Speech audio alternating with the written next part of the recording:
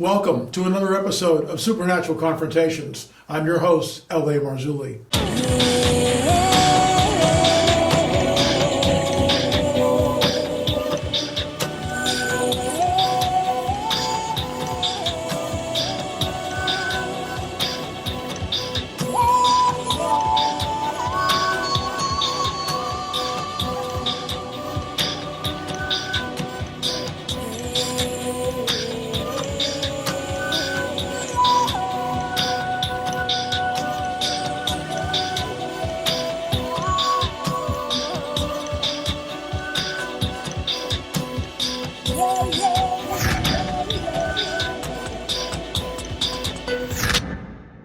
Folks, thanks for watching Supernatural Confrontations. If you have a story, something to tell, shoot me an email, la@lamarzulli.net, la@lamarzulli.net. And if it works for us, I'll get back to you and we'll do a Zoom chat, which is what you'll see here.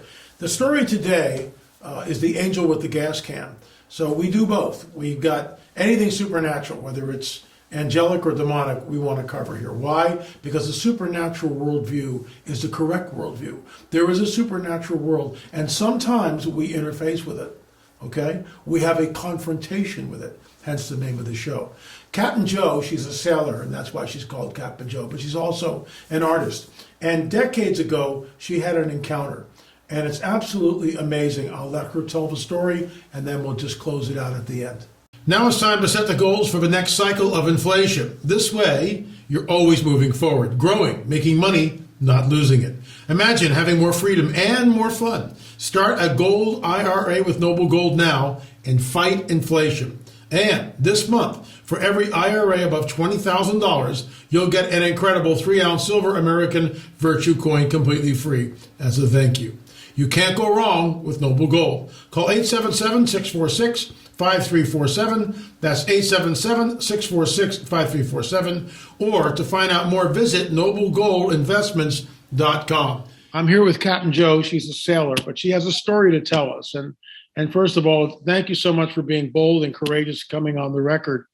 I think we've hit a nerve with our show, Supernatural Confrontation, because my inbox is filled with people that have had all sorts of supernatural confrontations, some good, some bad, some in between.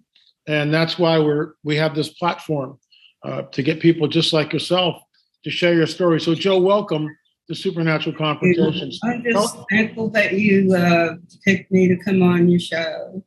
Well, thank you for coming. So what happened? Well, I was raised Catholic, and I came from a very strict Italian family. And I've always loved the Lord since I was a little girl. I used to wear scapulas to bed so that I would go right to heaven if I died at night. I was that bad. Then in high school, I would go to church every day before going to school. Well, make a long story short, when I got married, I moved to South Carolina. I came from New York to a really small town, and I was really, young. I was in my 20s then. And I told my husband that I was going to get baptized into the Seventh-day Adventist Church. And he said if I get baptized, that he was going to shoot me. And he loaded his gun, and he was, had a rifle. And he said, let me stop you right there. Okay, that's when I hear stories like that. That is so utterly demonic and evil. It's just beyond the pale. But I thank you for being bold and courageous and sharing that, because there are women out there that have been threatened like this, and they've held that all their life. And so I pray that even as you're talking, any residue of that in you would be released by the blood of Jesus, that would not, any facet of it would not cling to your spirit, to your mind, to your soul, or to your body, that it's over in the past and you look forward in Jesus. Oh, absolutely. You're absolutely right. Anyway, I didn't care. So good for you. I got baptized, and thankfully he never did shoot me. He was just a mean guy. I was an abused wife. But anyway, that's a different story. Sure. I was in the church like 2 weeks. I was a very baby Christian, I guess you could say. And they had a church meeting. It was late at night, so I went by myself. And the roads are very dark in South Carolina when there's no lights in those back roads. So when I was coming back home, I mean, there's not even a street light. We had woods all around. It was very dark. And I'm going along, happy as I could be, singing to the Lord and stuff like that. And all of a sudden, my car ran out of gas. And I was terrified. I was just a kid. Didn't know anybody there then. And I was terrified. I didn't know what to do. They didn't have cell phones back then. Exactly. You know? So I just started praying. I said, pray to the Lord. Please, I don't know what I can do, but please help me not to be so scared. What should I do? What should I do? And before I even got done praying, this nice looking gentleman came up to the car. And I was like, uh-oh. And he looked at me and he held up a gas can. And he started putting gas in my car. And I said, thank you. I said, where'd you come from? I mean, thank you. And then he was gone. He just disappeared. And I had enough gas in that car for 2 days. I run on that gas for 2 days. And I have no idea who he was, what happened to him. He had no car. He was just there. And then he was gone. So I would tell people they thought I was nuts. So I never told anybody all through the years. Anyway, I went ahead to divorce my husband, and I met another angel, the one I have now. We've been married 50 years. So. Congratulations. May I weigh in? Sure. I've heard stories like this before, and the Bible tells us explicitly that some of us, some of you, that's what Paul says, some of you have entertained angels unawares. I truly believe that encounter was an angelic encounter. that man, did he say anything to you? No, he didn't say a word. He just showed up with the gas can. He showed me the gas can, filled up my tank. I mean, I was like still in the car. It was just the strangest thing. I'll never forget that as long as I live. Of course not. You had, in my opinion, that is an angelic encounter, which is just incredible.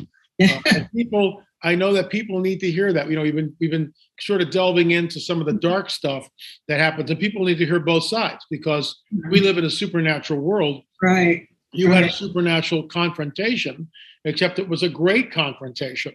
And I believe that you saw an angel because it makes no sense. A guy shows up. It doesn't. I just can't, you know, I don't even explain it.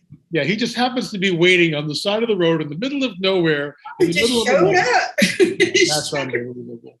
It was very strange, and I thank What God. did he look like? Do you look in his eyes? Do you remember any of that? He had dark hair, okay. Very nice features, very nice looking man. He had on regular clothes, like he was from the woods. I thought maybe he might have had a gun, might have thought I was a revenue or something out there in the mountains, you know. But he just looked like a normal, just working, you know. So he just, so you're sitting in the car. Right. You're praying. Right. He holds up a gas can like this in front of the window? Yeah, by the window. And I rolled the window down and I said, hi. And I didn't know what to say to him. And he just held up the gas can and went over and filled up my tank.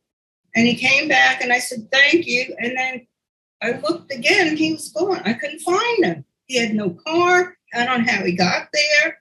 I looked behind me everywhere. There was no cars anywhere in sight. It was dark. And let me ask you something else. I just love stories like this. God's got a great sense of humor. So how big was the can? Was the can like a gallon can?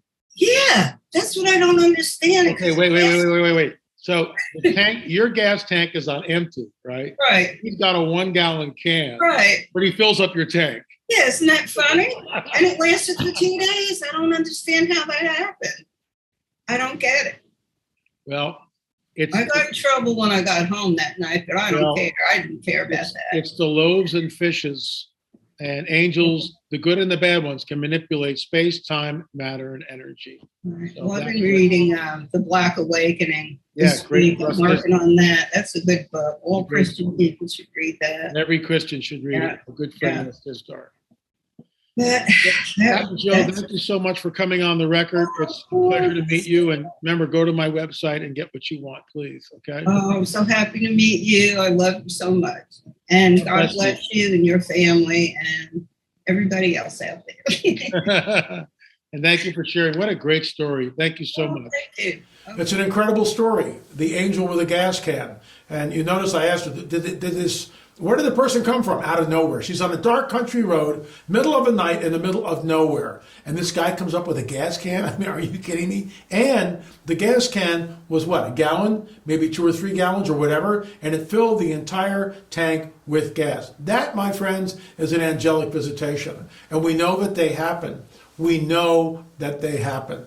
I had one fairly recently. I may go on the record with it, but more than likely I won't. But we'll see. Maybe I'll be bold and courageous enough to come on the record. If you have had an encounter, whether it's angelic or demonic, something supernatural, if you've been taken, if you've been abducted, if you've got an implant, sleep paralysis, anything like that at all, if you've had angelic encounters where they've saved your life, maybe on more than one occasion, shoot me an email, la@lamarzulli.net, and we will read it right here on Supernatural Confrontations. Thanks so much for watching, folks. Remember, we'll see you on the air or in the air.